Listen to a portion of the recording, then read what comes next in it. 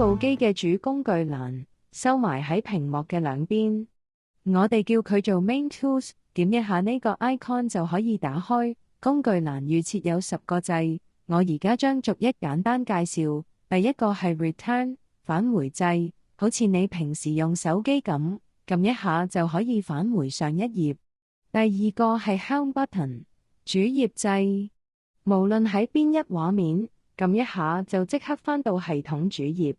第三個係 Backstage 背景運行程式，可以快速切換返去之前開過嘅程式。跟住係第4同第5個，就係 Shortcuts App， 可以擺最多3個最常用嘅 App 喺呢度，等你用嗰陣可以一撳就開到，唔使揾來揾去。第6個係 All Apps， 可以睇到成部機入面有咩程式。你亦可以通過 Google Play 安裝新嘅 App。跟住有個好似支筆咁嘅圖示，呢個就係注解工具 Mark Tools， 你可以用佢喺熒幕上面寫嘢，好似平時用白板咁。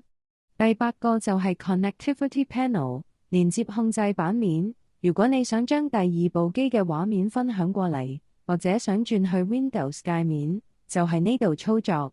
尾二呢個係 Power Control 開關控制，你可以控制關機、休眠同重新開機。